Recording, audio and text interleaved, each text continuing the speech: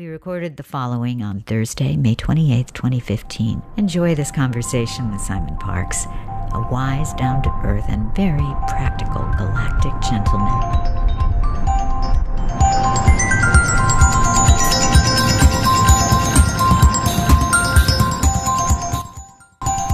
Merged incoming call.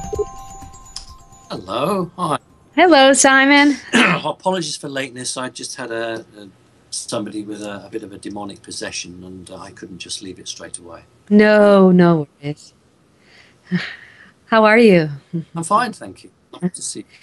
I'd like to introduce you to BB Tinsley. Simon. Hello, BB. Hi. Nice to see you. We want to put our light and our focus on where we are captivated by you, and it's about the new energies. I'll begin with, I wanted to go back to humanity's original template and our original DNA, and to learn more about that. You speak a lot of the 4D races, and I'm wondering if in the combination of the 12 strands of DNA, there were also fourth and fifth dimensional contributions to the DNA. No, because 12 strands of DNA meant that there were up to 12 dimensions. So being 12 strands of DNA meant that all of the dimensions up to the 12th were maintained within those DNA strands. That's why when we obtain those DNA strands, we have access to consciousness and source. Oh, I was thinking that a race contributed one strand. That's not. Well, they did, and one race was a 12th dimensional. Okay. Was Lyra in one of those strands? Yes, absolutely. Very important. And that's fifth dimension? No, sixth dimension as we would understand it now, but the Lyrans have a corridor to the 12th dimension energetically. I see. Do they have a portal here on Earth? Lyrans, no, they use portals. They don't have their own dedicated portal, but they have a portal which they will use. There were several. Every alien race have portals they use. The difficulty for most alien races now is that the portals are either closed or guarded. The term quarantine has been used by people in the know. Earth has been in quarantine for a while. The quarantine's been lifted. It's a partial quarantine at the moment. I am very curious about that. Does that relate to the so-called fall of consciousness?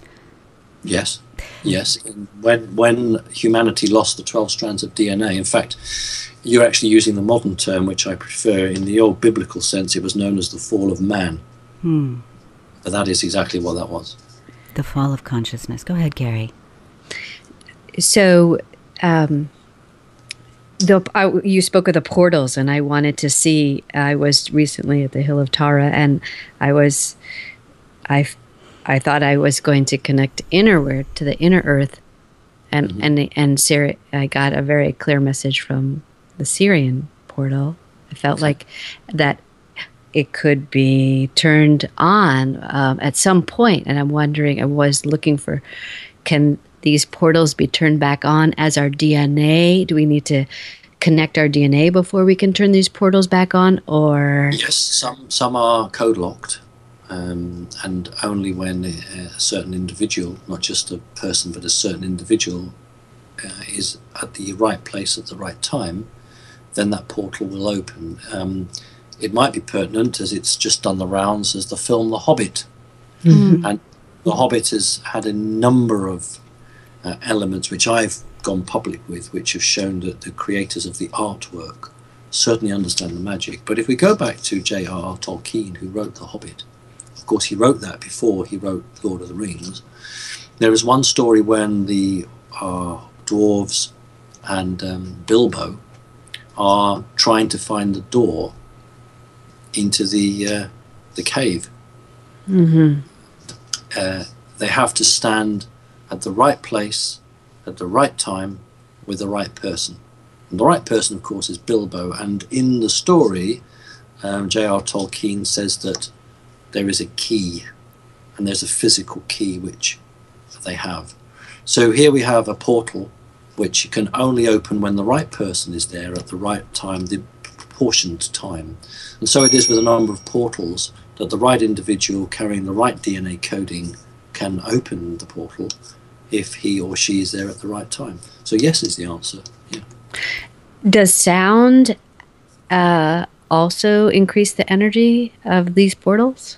No, it's generally a DNA lock, but you can attempt to force a portal by projecting certain pitches of sound, or you can attempt to fool the portal into believing that it is coming up against what it was programmed to open to. Generally speaking, though, there are safety devices and the portal won't open. You've got to be pretty desperate to try that element of it. Regarding the portals, are these inner portals within individuals? No, both. You can have portal to portal or individual linked portal, or you can have a very large, like Mount is it Shasta? Shasta, yes. Shasta, where there is a very large portal there.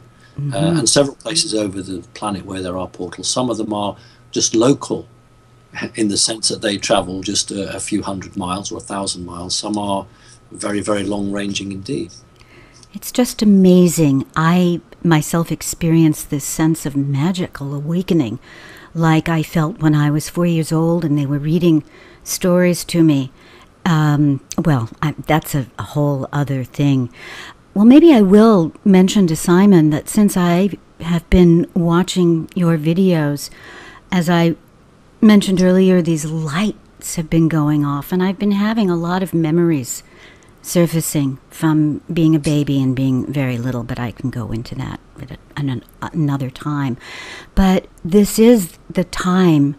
It's very significant, isn't it, that we're all here on this planet at this time. I've heard you say that, and I felt it, and Carrie and I have felt it keenly. Can you speak about this time and what the significance of this time is?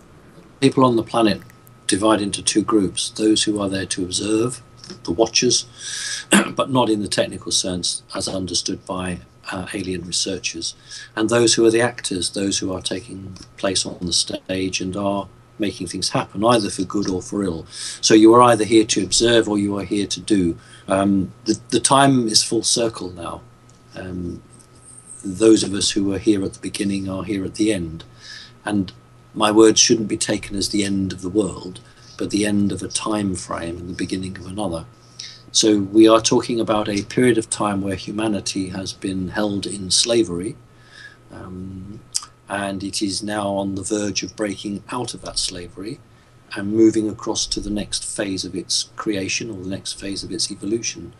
So anybody who's alive on this planet now is blessed, because they are in on the act. Whatever their role is, they are here to observe or take part in something that is very, very special.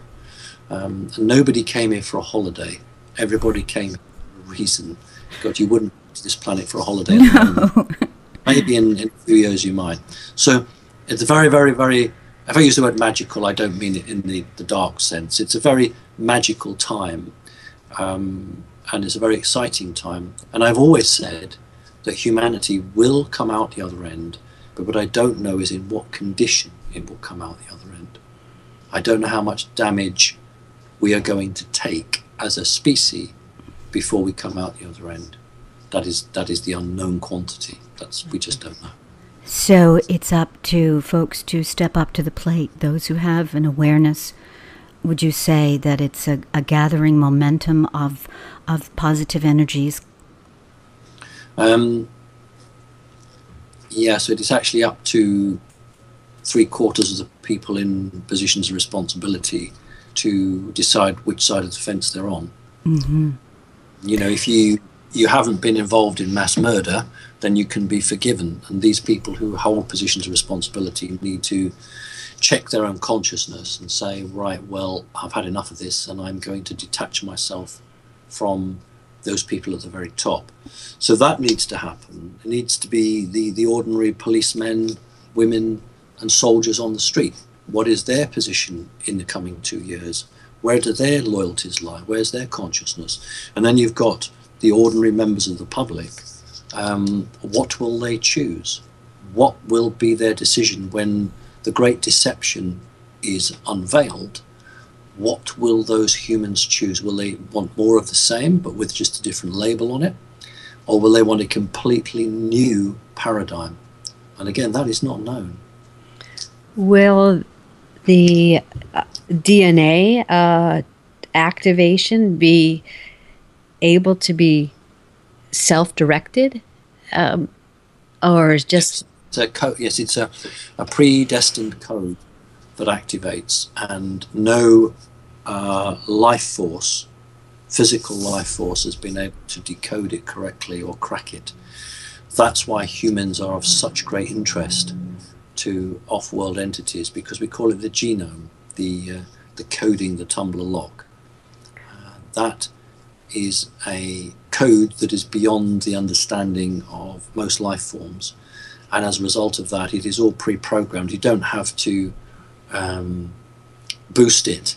It will just tick along to its own internal clock. And that is why for many people they're staring the barrel of a gun, down the front of it, because if you know that humanity is at some point going to reach a position where it is going to say, I see through the deception, I reject this, well then why on earth would you be wanting to shore up or prop up something that is negative, because ultimately it's going to fail? And the answer is that many of these people are in so deep, and their own fear, because humans generally have a big battle with fear. They're so fearful, and they haven't got the strength to get out of it. So we'll see.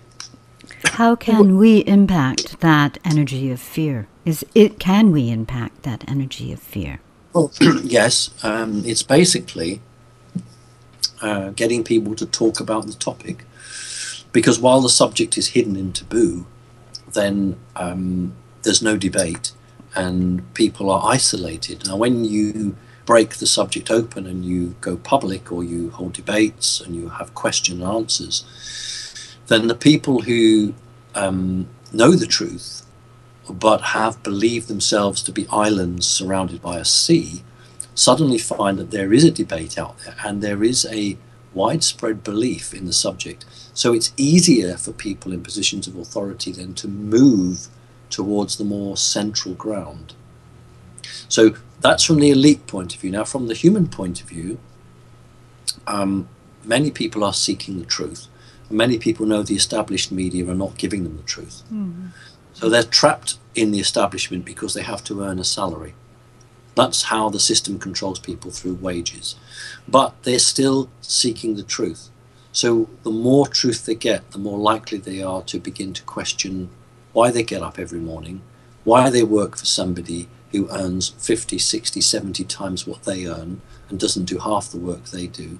Why is it that there are people dying and starving when these rich people are throwing food away because they've got more food than they need? So why does human consciousness accept these values? It accepts them because it's been tricked. Human consciousness has been tricked that this is the only way it has to be. In the American culture, it's accepted that, I don't know, let's just pull a figure out, 90% of the population can do really well, and there has to be 10% in the gutter because that's the way it is, and that's accepted. But that's the culture. Whereas really and truly, everybody should have the chance to do well. So what I'm saying to you is that as long as the human psyche, the human ability to comprehend and develop, is trapped in an energy cage, then it cannot expand. Now, shows like this and other talks like this help to penetrate that cage and to actually engage with people. So that's why I agreed to come and talk to you, because I want it to go out. I want people to go away and do their own research. And you know, if we just communicate with 10,000 people and 1,000 people go and do their own research, that's 1,000 people who have the opportunity to learn and develop the truth. Beautiful. That's why we do it. Right. Beautiful. I want to switch tracks slightly.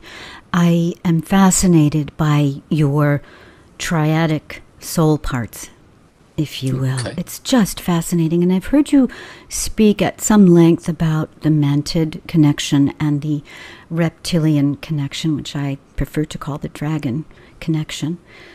I haven't really heard you speak about the hollow earth human part. Would you mind elaborating a bit for us? I've always been fairly quiet about it because it is the one link that is hidden, and that's why it's remained hidden. And ever since Admiral Byrd attempted to get in there and was ejected forcibly, it has remained private and confidential because it has a role to play in the future. You can trace its links back to Lemuria, to Atlantis, to a group of humans who decided to take themselves away from the corruption as they saw it around them, and to be separate and pure, and then to only come out when the time was right, when the battle was finally joined. So I've deliberately not spoken about it, simply because, just as in the days of Admiral Byrd, it still remains hidden. And so, yes, the three parts of the soul work very well. Do you know how that was constructed?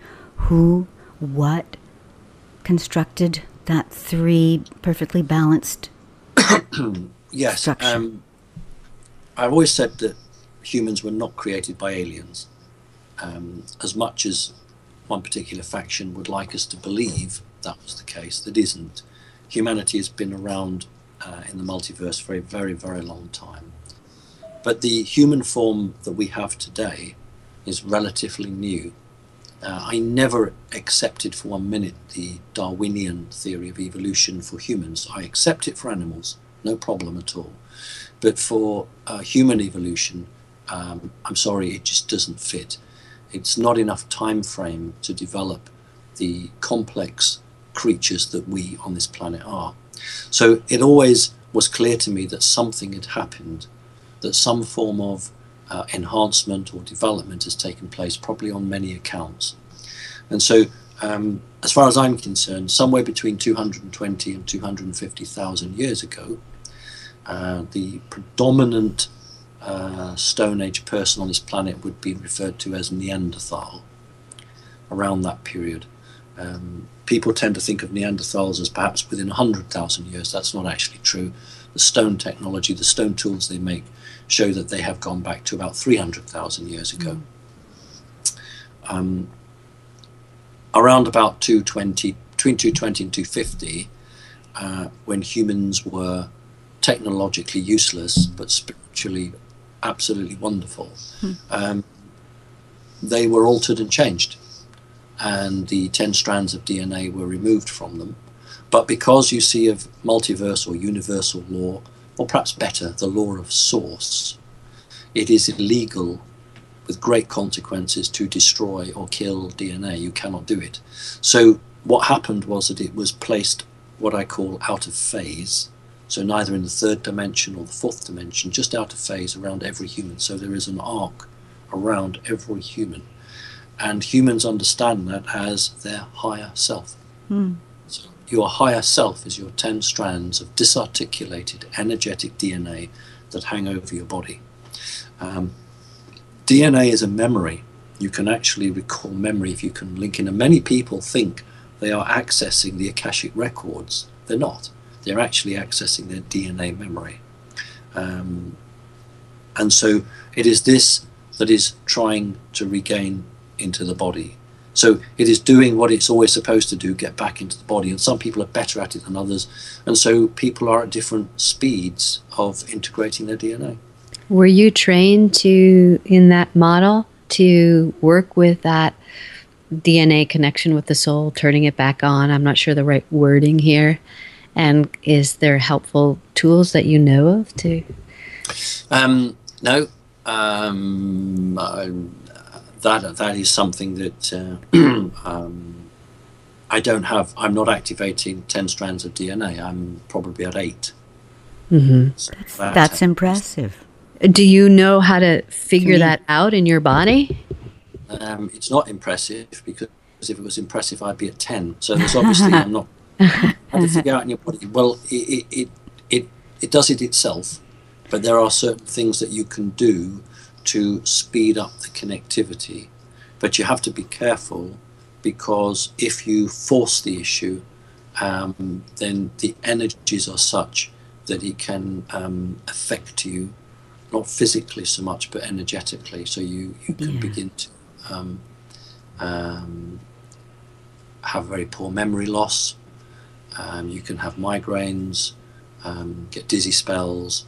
And so I'm very, very careful. You know, it's part of what I do. You know, people can come to my website and I will help them with that. But it is always at their speed that the body can cope with, not the mind. So the mind says, I want to do this tomorrow. And I say, look, it's going to take you 3 months. I see. Yes. Some progression is involved there. I'm getting an image that looks like standing waves.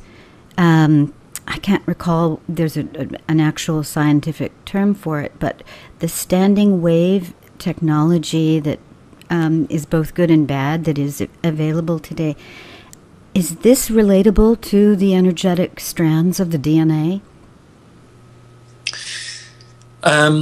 Well, Tesla was perhaps one of the greatest scientists ever, and unfortunately, of course, you know, we always give that accolade to Einstein. Yeah. It's not right, it's Tesla. Tesla's scalar wave, or scalar wave, That's it. is a device that you're referring to, that operates in a very different way from an electromagnetic wave. Unfortunately, like so many things, they've been weaponized and are used against people in many, many ways. And I spend quite a lot of my time working with people who are the subject of an attack from scalar waves. And I did an interview, a guy came from Holland and another guy from Germany, and we talked quite extensively on that. Yes, I saw that interview. It was very, very interesting and very, very illuminating. I am very intrigued, Simon, with, you put a call out, I think originally it was on via Carrie Cassidy and Project Camelot, about a group of awake and aware people who wanted to. Can you speak to that, please? Yes. I now have 500 names. Wow. 500 people have put themselves forward, and I'm in the process of grouping them. Those that are healers, those that can send energy over distance, those that can send energy at a local rate, those that are good at computers, those this, that, and the other. And I'm getting all the group together, and then once I've got that group, I'll apportion tasks to them. That's so beautiful. Thank you for doing that. Really. Well, it's interesting because Dr. Stephen Greer raised a large amount of money and made a film. And I would have to ask, how has it changed humanity? Now, David Icke, who I've got a lot of time for, I've got a lot of time for David, tried it a bit differently and created a radio and a TV show in the hope of engaging with people. And through no fault of his own, actually, it was taken down. But the mistake that both men made was they used the system as it stands. They used the structures and the organizations of an already corrupt system to try to carry their message. It doesn't work. So I've not gone for the system that creates structures. I've not gone for businessmen, bank accountants, this, that, and the other. I've gone for ordinary individual people who will work as groups. No hierarchy. No, I'm better than you. No, I'm going to come in and tell you what to do. No machinery, no cameras, no nothing. Just pure good intent. And so this is the mistake many people make. They think on a 3D materialistic way. The changes are coming and nothing to do with that. They're to do with energies. Humans can create reality out of thought once they understand that. They are creators. So going back to our assistance that we have here, do you think our greatest assistance is gathering together to make this choice, to turn this planet back to a choice-based planet? Is it humans getting together? Is it opening the portals with the help, whether it's in Hollow Earth or portals from information from those stellar energies? The greatest hope for humanity is itself. All I'm doing is giving it focus. I rather see humanity as a child that's crawled for far too long, and it's time for it to get up on its legs and walk. And every time it gets up on its legs, it falls down again. But it needs somebody to keep saying to it, get back up on your legs. I mean, David Icke was always saying, get off your knees, but he didn't really follow it through in a way that painted an image for people to really grasp. And I'm giving the image of a child who is struggling along on his hands and knees and keeps getting up. All I'm doing is giving the encouragement, because it's down to the human race to decide what it wants to do. Look, if the human race says, we're really happy the way we are, then it can stay like this for another 50,000 years. But if the human race says, you know what, we're not happy, there is a better way to do this, then it will then move on to the next stage.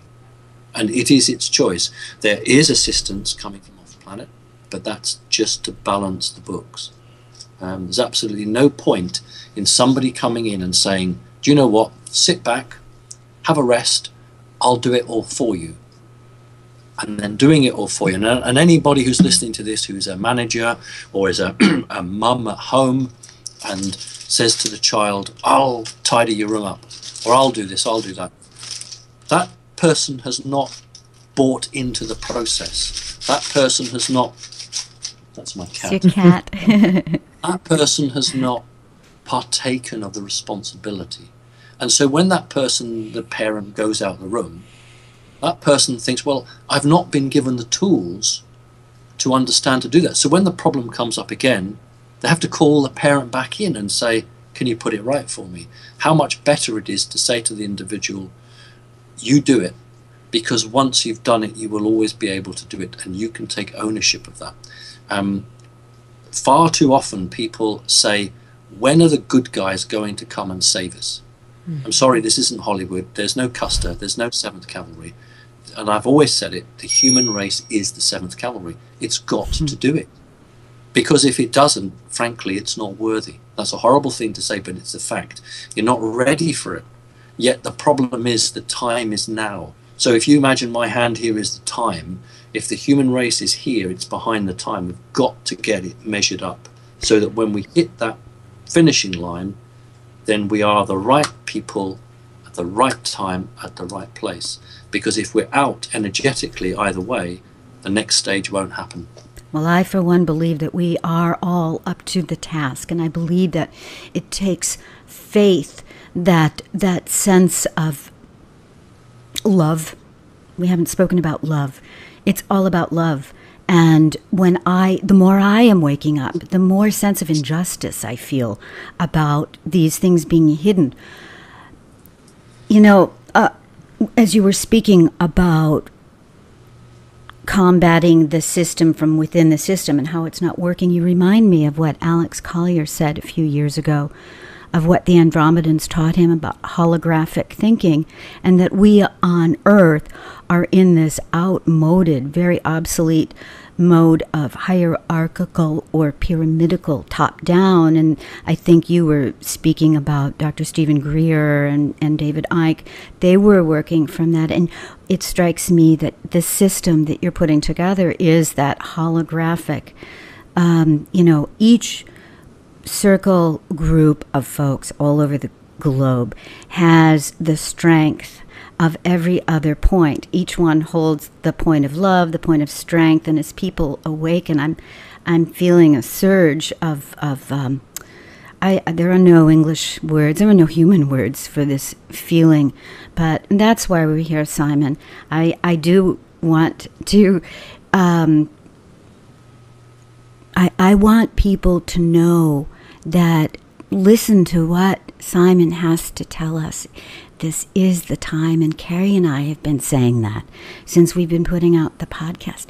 There's this sense of immediacy, of urgency, of taking back our seniority, because it belongs to us. And in that awakening, Simon, the awakening demands a maturity at an absolute accelerated pace. It requires such maturity. Mm-hmm. How do we go about not only in this awakening and learning these, masteries and having these interdimensional experiences, what can you say to developing our maturity on all these different levels that I hear you say are totally required at this time in order to do what we need to do?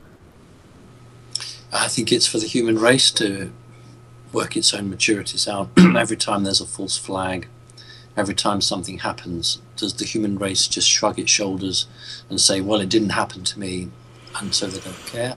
Or do they say, well, that's funny because that person I saw in the last false flag? Or why is the camera just in the right place every time something happens? Or, is this a rehearsal for something? So when enough people begin to see through the rather poor charade that's played out, then the development will occur. And no matter what I say or anybody else says, it will have no effect unless people want to hear the message. How do you... hear the message, that's the point. Mm-hmm. Sorry, Carrie, go on. I was thinking you've had some extensive training since you were young in opening your eyes. And dealing with this this knowledge, in full disclosure. And I'm wondering, you've had more time to wonder, how the effective methods and tools to. It sounds like you are doing it. You're saying it's going to happen from humanity, and we get together and we combine our consciousnesses as the greatest accelerator towards disclosure. I was thinking that it was more towards opening up and getting assistance, getting higher vibrational tools, either within or our being, or in conjunction with higher vibrational beings, to begin to work at a higher, more effective, more efficient level in opening. And I'm hearing you say, well, just the focus may be better put in aligning the people, the many, many people, and their belief systems on Earth. The human race has everything it needs now to make the change. It has the tools. The question is whether people will choose to do that. So it's not about bringing in extra resources or extra this or extra that. The key is there. The ability is there. Is the willingness there? Because as long as somebody can go to work, and I'll use the American terms, and make enough dollars to just pay the bills, just have enough food, and maybe just have a little bit to put towards a foreign holiday or whatever it is you want to do, seems to keep people under control. And people are terrified to rock the boat.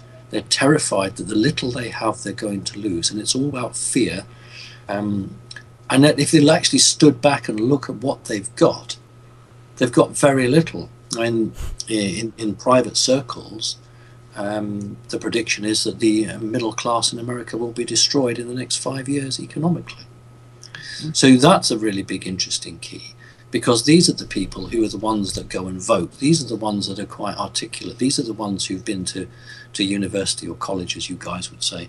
I think the thing is that as long as enough people think that they can get by, then why would they try and change something?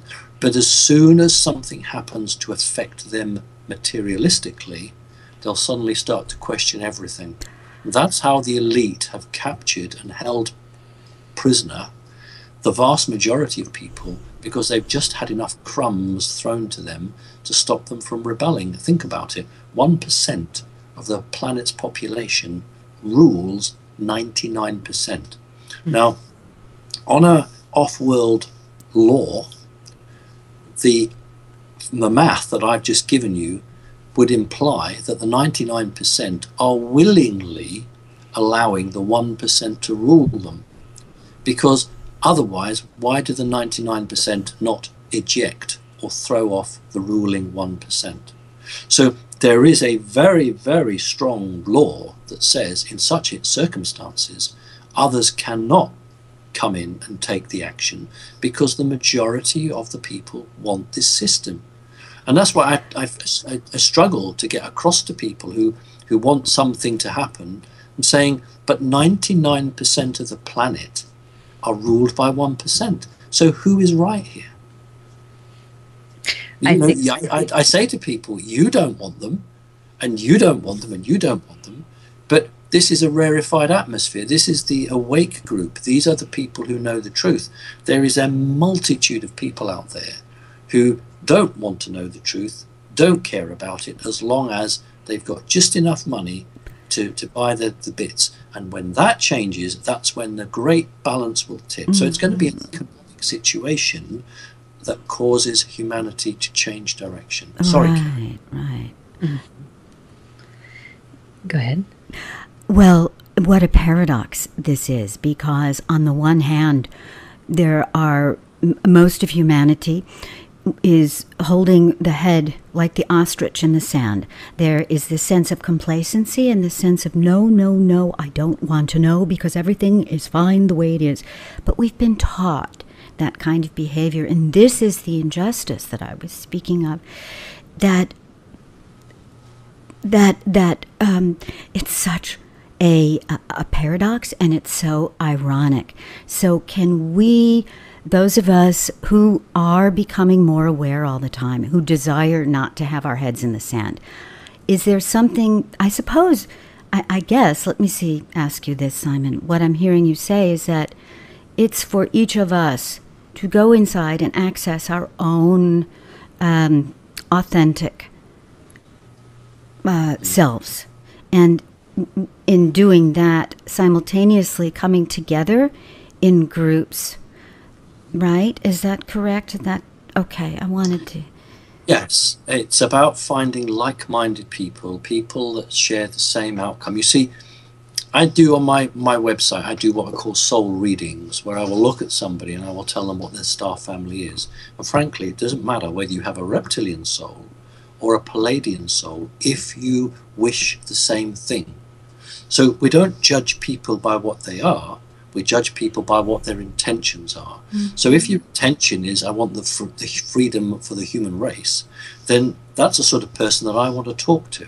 But if the person's intention is, I want to keep everybody down, then those people won't be part of the group. So we naturally find people who share the same values that we do. And so what I've said to people, both privately and publicly, is network, join together, form groups.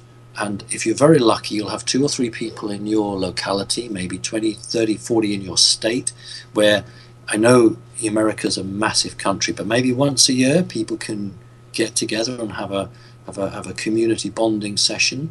I plan over the coming months to run sessions in this country where I will book some venue and people can come over and we can connect and link. But we need to be strong, because if in the future the internet is taken down, we need to create a thought where people don't rely on technology.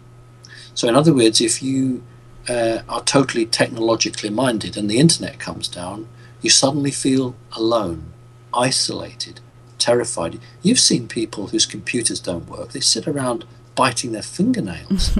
It's true. They're that addicted to it. So if the situation occurs and the internet is turned off for any reason, I need people to be self-contained and strong and ready and not fearful, and working together as groups and teams to support each other.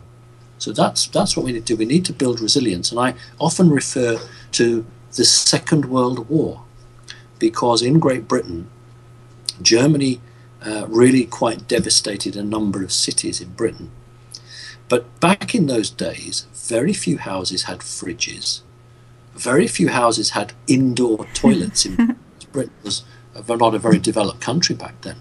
But the morale of the cities didn't break, because people back in those days were still very tied to a very basic lifestyle. Now, where you have a holiday period and they sell out of bread within 3 hours, or Christmas is coming up and there's mad rushing to the shops, If you were to cut off any supplies, there isn't that resilience in the civilization to survive, because people rely on others to do it for them. But back in the 1930s and early 40s, when the Second World War, there was still a training amongst grandparents and great-grandparents to be resilient and to know ways around it. Well, that isn't the case now. If you took a 19 or 20-year-old person and you took away their mobile phone, and you took away their iPod, and you took away their quick dinners from the microwave, how would they cope? So this is what's happened. Through deliberate planning, the human race has lost its individuality, and it's lost its ability to be strong, and has been trained to rely on others. And this is what we've got to change. Spreading self-reliance. Excuse me for... this makes me very, very happy to hear you say this. That's right. Because without it, we are being created into a hive mind.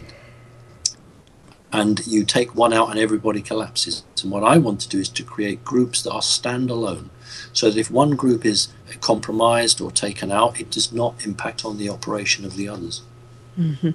And the increase of your mind, like telepathy, you're communicating, is as a resource that seems vital in this vision. Vile. Pardon? You said vile. Vital.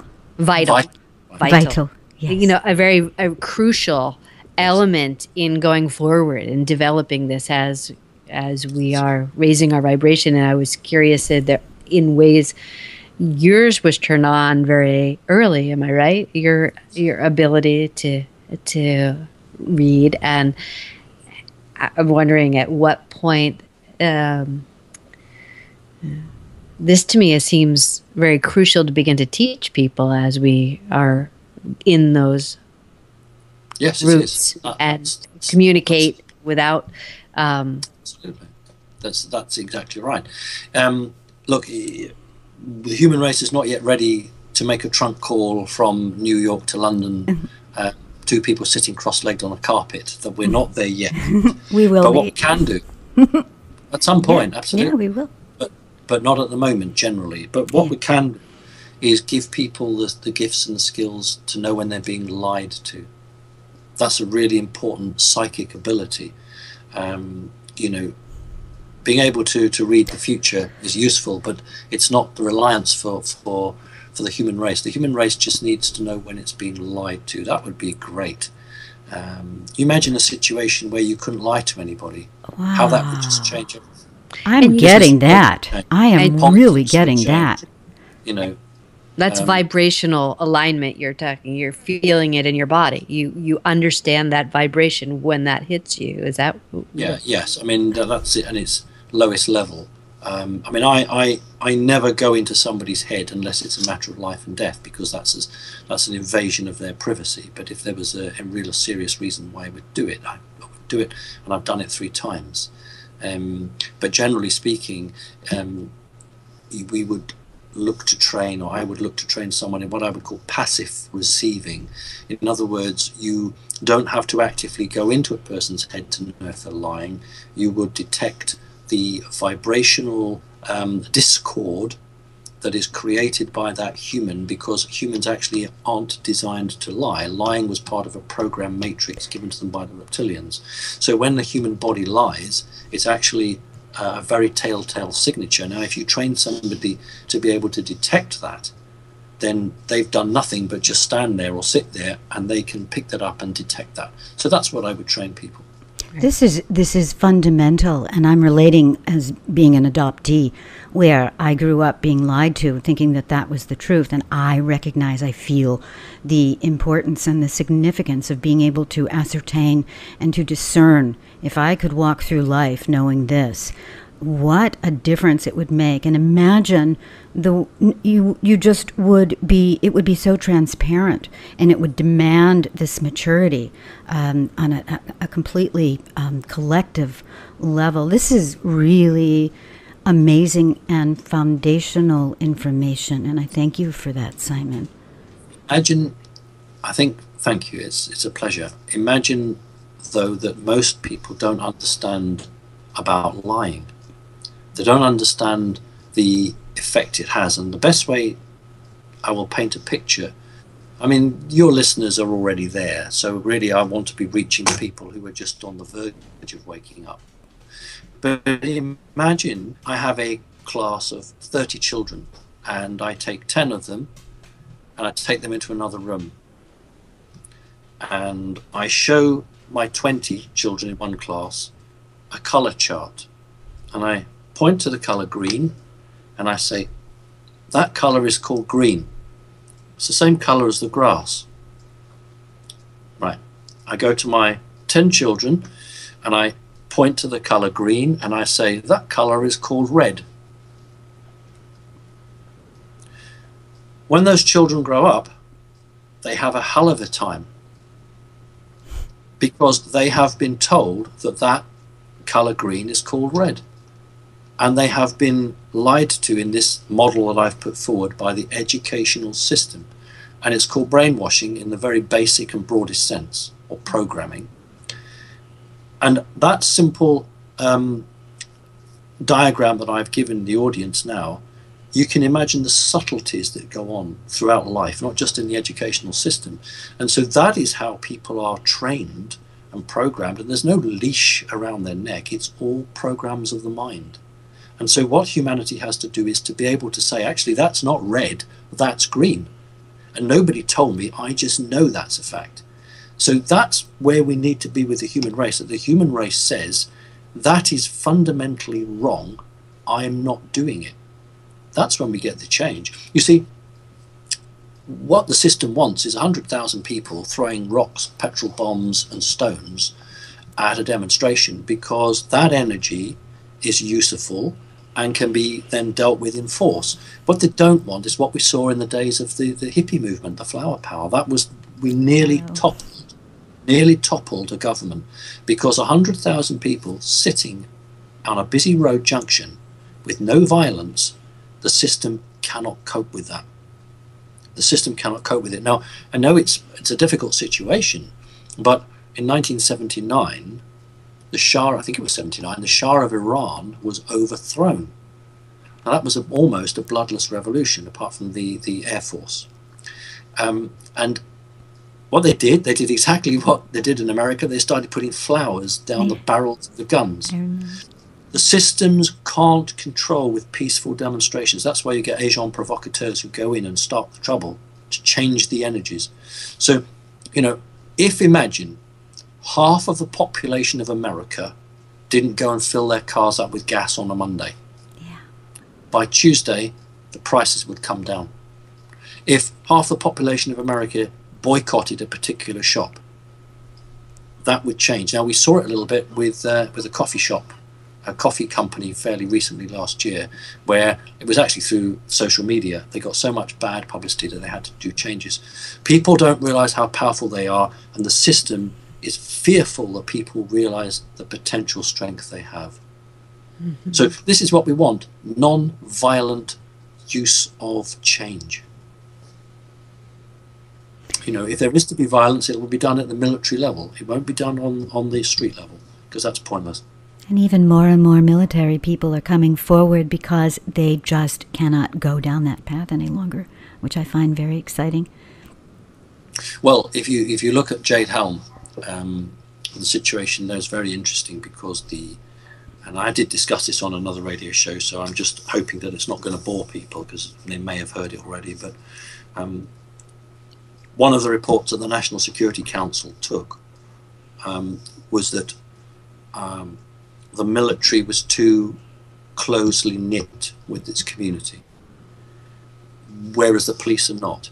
In other words, every block there's some girl cooking cookies for veterans, or there's some boy out there rattling a tin trying to raise money for veterans. The military and the community are very closely joined, and only a very few soldiers would shoot on their own community, but not necessarily so with the police in America, because the police are so estranged from the community that more police officers are likely to shoot at the public than the military, but you've only got 1 million cops in America, so it's not going to work. So Jade Helm was a war game with physical soldiers going around the different states, but all the information fed into a computer. 2 states of great interest, Texas and California.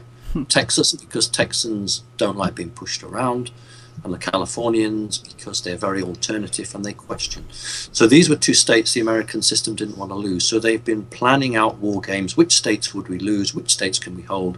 And it wasn't, people don't understand, and I want to put them right here. Jade Helm was not about striking fear into the population. It was not about rolling trucks and tanks and men in uniform through your high street. It was to try and make the soldiers feel separate from the community. It was to drive a wedge between the community and the military. It was to say to the soldiers, you're not part of the community. You wear a uniform. Look, here you are in a great long row of trucks and tanks. You're looking down at the people. They're not like you. You're different. So Jade Helm has 2 phases, the war play, the role games, the computer modeling, and the point to the soldiers that you are separate from the people and you will do what you're told. That's what Jade Helm was about. So we need to incorporate our policemen in our community to a greater degree. You have a terminology that is not used, to my knowledge, in European countries. It's certainly not used in my country, and you guys have been using it for a while. It's called surge. And the police, the cops were the first to go into this, where you gather 100 police cars. They all sit along a street, put all their lights and sirens on, and aimlessly drive around and around and around and around. Taxpayers' money. Why aren't those police out on a real call?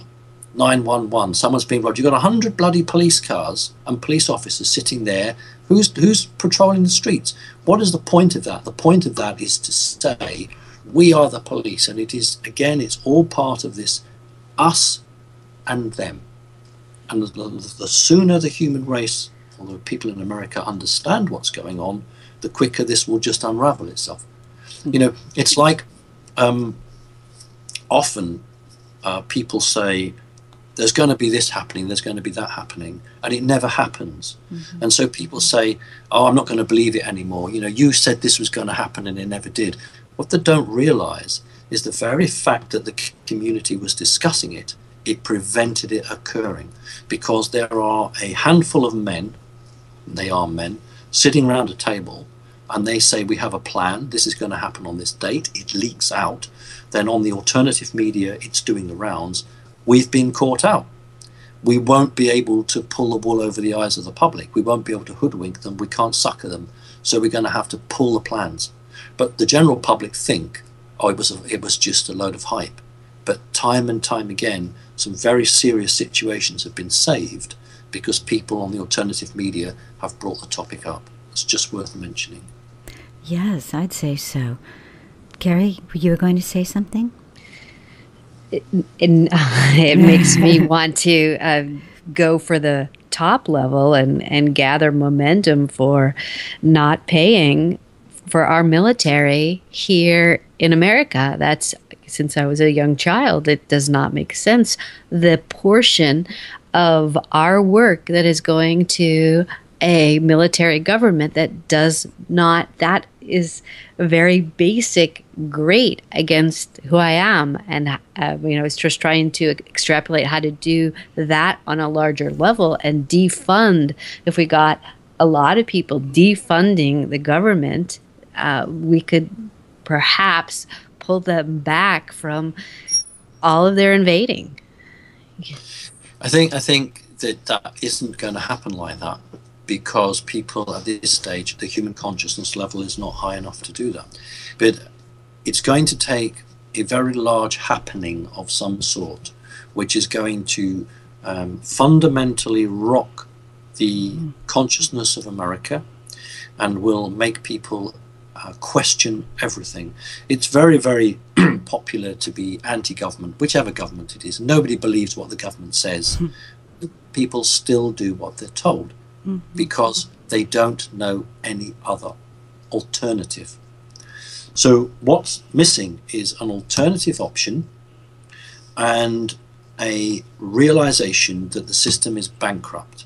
So when they understand that the system they have is just going nowhere and is going to take them down, then they'll want something different. Unfortunately, the vast majority of humans, the jalopy has to fall apart around them before they'll get out of that car and go find another car. As long as the wheels are still turning, even if it's only 1 mile an hour, they'll still stay in the car. But when that stops finally and the bits fall off it, that's when they then get up and say, well, what do we do now?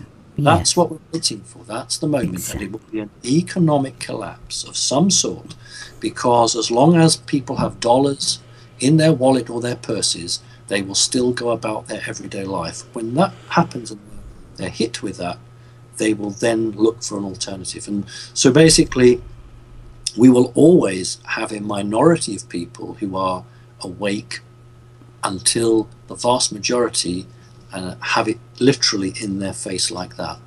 And I don't want people to have pain. I don't want suffering. But I'm fast coming to the opinion that that is necessary to wake people or shake them out of their lethargy and to make them say, this life is no good, I want better. So that's well put. And I think Listen, it makes... It's coming up to our time now. Yes. I know I originally said an hour, so if we could sort of wrap it up in a bit, I'd be very grateful. Absolutely. I want to thank you so much for joining us today, Simon, and you've given us much to think upon. And we wish you blessings in your journey and good safety. May you stay safe and with us for a long time. And we hope. I will. I have no intention of leaving the planet just yet. Good. Great. Kerry, lovely. It's always delightful to see you, my darling. Thank you. It is, and I hope we can continue the conversation at some point. We can do a follow-up if you guys would like. That's absolutely fine. I'd be delighted to do it. You are two wonderful people. You're both good intentioned, good souls. So it is a pleasure for me to connect with decent people. God knows I see enough people that are not so decent. So when I meet good-souled people who have the highest intentions, then obviously I want to spend time with you too. So thank you very much indeed. It's been a great pleasure and an honor for me as well. Great. Thank you. Pleasure. Thank you, God Simon. bless. God bless. Take good care. Goodbye. Good night.